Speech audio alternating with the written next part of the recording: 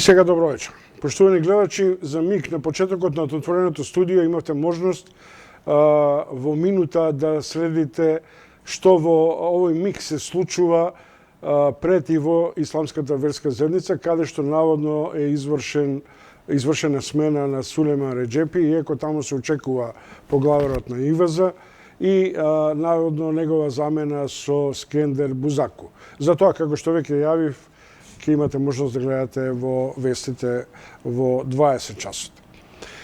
Јас знам, поштувани гледачи, дека ова време на шок, семеен, обштествен, личен, индивидуален. Многумина мои пријатели, кои меѓу другото се професионалци или ми сугерираат дека е време за едно психијатриско посматрање. А кога ќе ги прашате психијатрите што е најдобар лек за стресот, ќе ви кажат едноставно музика. Велат или ве подсетувам на една прекрасна шансона на Арсен Дедич, се беше музика. Се разбира, знам дека критичарите ќе кажат, сега Чомовски најде да не дефокусира од жестоката кампања меѓу Пендаровски и Силјановска. Но животот не се одвива само за нив и околу нив. Затоа, поштувани гледачи, со големо задоволство имам можност во отвореното студио да ви го представам Виктор Илиевски, председател на Македонската филхармонија, човекот кој веројатно до пред 2 години го имавте забележено како еден од инструменталистите на тромбон. Македонската филхармонија доживува, би рекол, своевидна нова ренесанса во популаризацијата. И можам да кажам дека главниот промотор на оваа нова концепција на филхармонијата е Виктор Илиевски. Добро вечер и благодарам што одвоивте време. Добро вечер и поздрав до вашите гледачи. Благодарам. Имам интимно чувство дека филхармонијата од класична, помалку снобовска, помалку нобал и атмосфера, и институција музичка, ја претворивте во обидите за достапност до широката публика. Значи, ги гледаме класичарите, филхармоничарите, но истовремено слушаме и фини поп варијанти, транскрипции. Бев сведок дека ги отворивте аулите на филхармонијата за своједни брендирани кампањи, како што е архитектите и така натаму. Што е тоа што излегува како концепт од овој модел на менаџирање на Виктор Илиевски? Па самиот објект кој што навистина ни нуди огромни можности за мултифункционални проекти, кои што навистина објектот на филхармонијата е еден од најрепрезентативните во државата во моментот, се разбира, со целата таа техничка подготвеност и аудио и видео опрема, да филхармонијата навистина стане нокатче каде што ќе се прибираат и младите, и повозрастните, и средната категорија, и богатите, и сиромашните.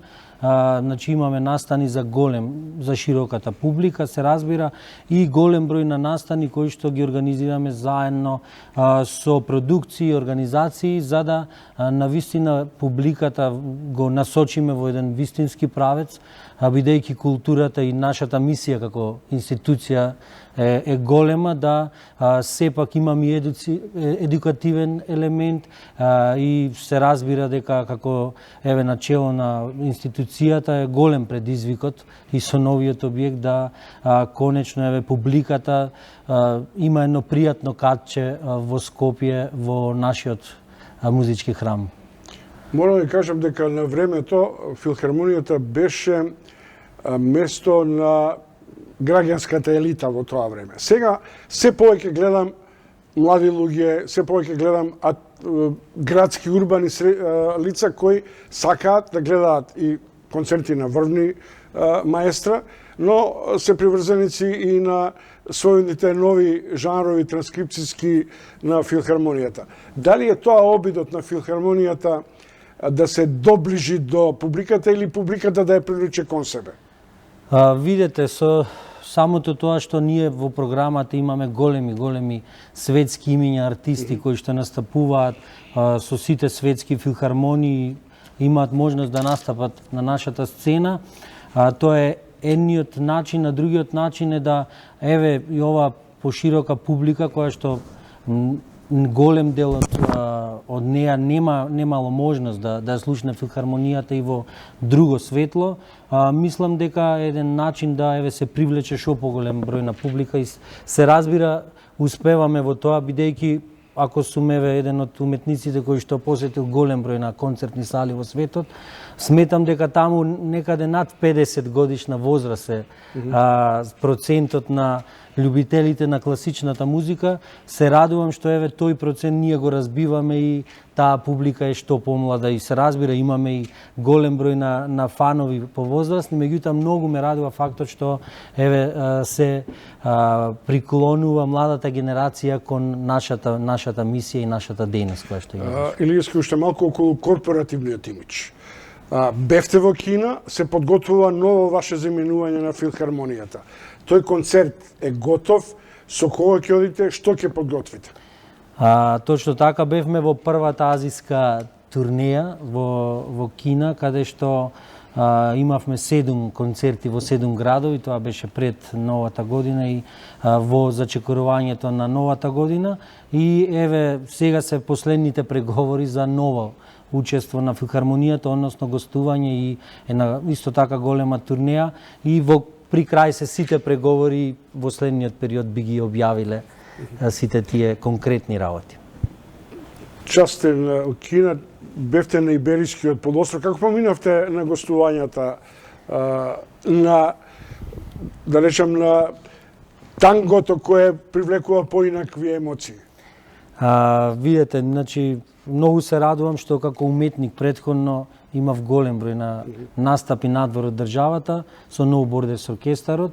Тој беше оркестар составен од сите поранешни југословенски републики уметници од филхармониите и се радував и имав голема желба да нашите филхармоничари, моите колеги, исто така имаат можност да настапуваат на секаде во светот. Навистина беше голема работа со камерниот Казахстан, па после со целиот симфониски во Шпанија, во прекрасната сала Сарагоса, Моцарт салата во Сарагоса и да одиме во Кина, каде што имавме еден интересен предизвик да настапуваме од концерти градови од минус 33 Целзиусови степени до плюс 25 од северот на границата со Монголија до југот со некаде кај Хонг Конг.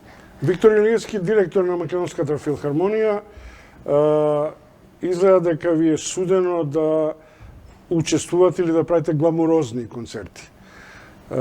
Джузепе Верди, Реквием, читам со 180 учесници. Точно така, исто така оваа сцена која што ни ги нуди можностите, ни беше предизвик да се постави ова големо, грандиозно, драматично дело во едно од најдобрите, не само на Джузепе Верди, туку и во целиот опус на романтичниот период, кој што тој е представник и еден вистински пример за романтичар и се разбира во целата историја на класичната музика, еден реквием каде што се нуди многу можности во однос на изведбата и на оркестарот, и на хорот, и на 4 солисти кои што ќе се појават на сцената. И мислам дека е огромен предизвик и за диригентот, нашиот пријател Емил Табаков од Бугарија, кој што еве во овој момент ги прават последните проби за концертот во четврток. Стефан Миленковиќ беше, слушам дека се најавува Березовски. Точно така, Березовски доаѓа на 30 мај, едно од врвните пијанистички имиња во светот. Имаме концерт на 30 мај, а на 29 мај на негово барање, на самиот Березовски, да има настап во камерната сала, во малата сала, каде што ќе настапи со водачите на групи на филхармонијата, квартет гудачки и мислам дека и тој ќе биде еден голем настан и голем предизвик за публиката, бидејќи претходната година кога настапи Березовски, публиката излегуваше од среќа и од емотивен излив на публиката со солзи од настапот на Березовски. Негде ве видов или прочитав дека составивте или во тексте програмата 2019-2020, што е Европски терк. Точно така. И не можете така лесно од улица утре донесете ги врвните музичари на класичната музика и воопшто диригенти. Но сега прашам, што правиме со нашиве врвни имиња? Кога тие ќе дојдат на местото на концертната сала? Нашите врвни имиња веќе имаат покани и оние уметници кои што делуваат и во државата, а се разбира ги добија и првите покани, веќе има настапи со филхармонијата, имиња кои што немале можност, а се излезени надворот.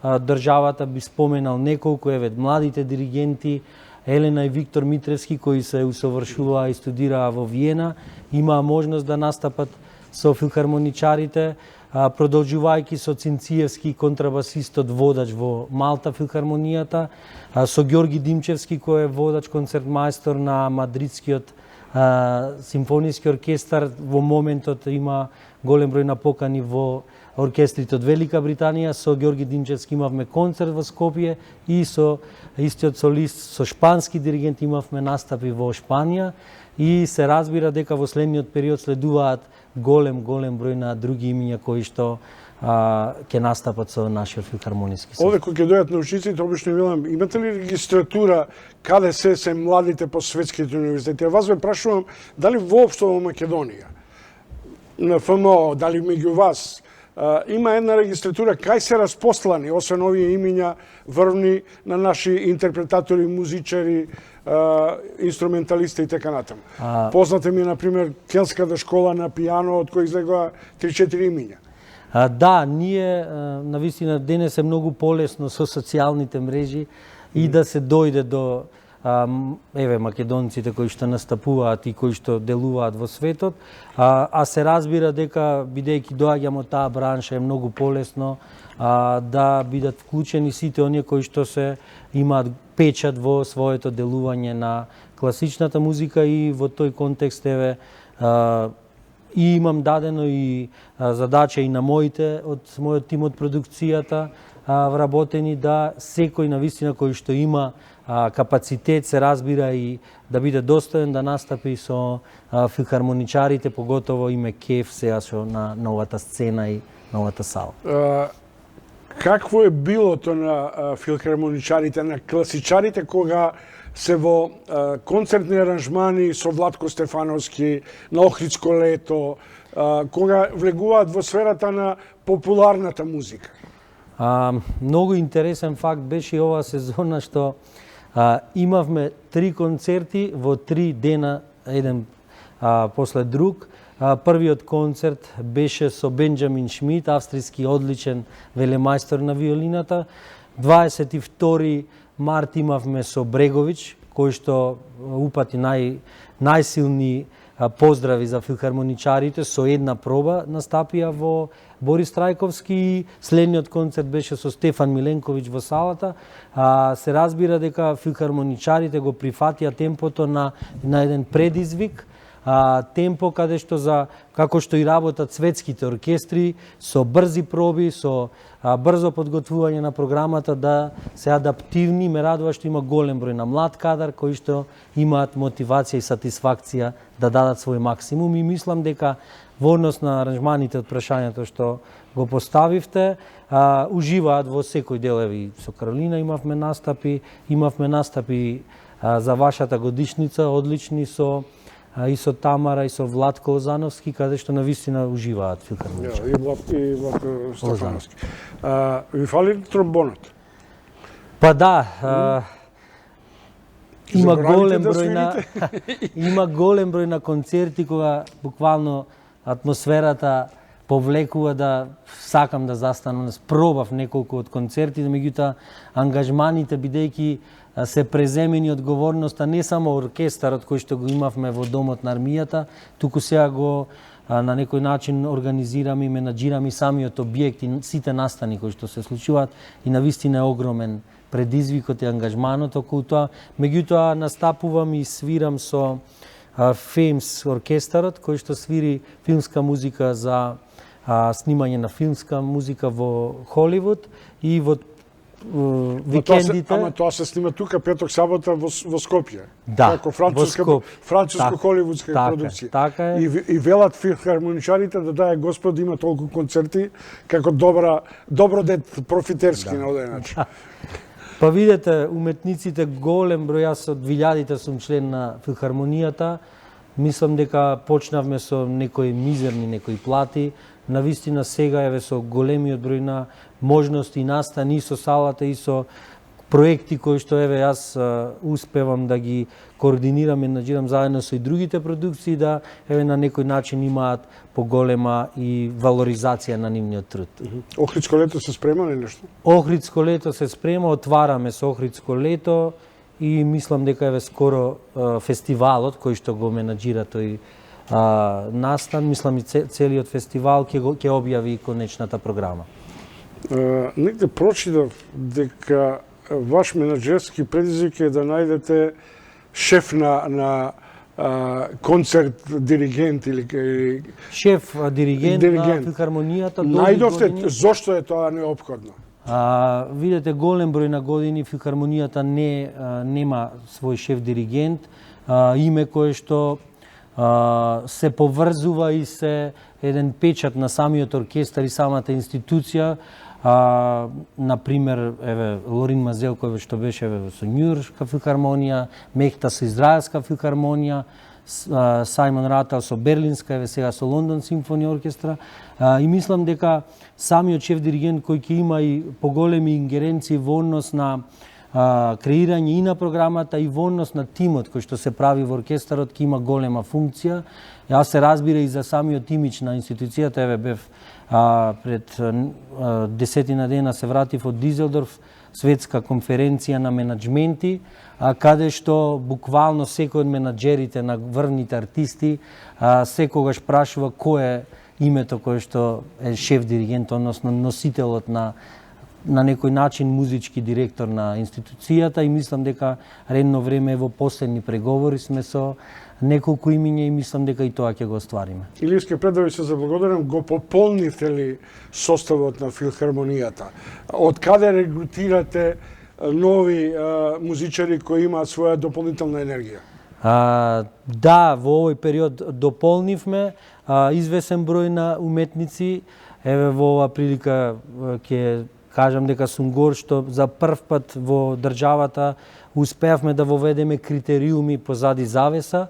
Кандидатите полагаа се редни броеви, не со имиња и презимиња, каде што комисијата одлучуваше по реден број, а не по име и презиме, што е голем и за мене олеснителна околност, се разбира и за комисијата, да влезат најдобрите кандидати, а се разбира во следниот период се надевам дека филхармоничарите ќе бидат на број околу 100, за да на некој начин се заокружи бројот кој што е неопходен за извршување на вакови програма на концерти. Благодарам, со честитка или со надеж дека реквиемот ќе биде ново сценско музичко доживување за скопската публика.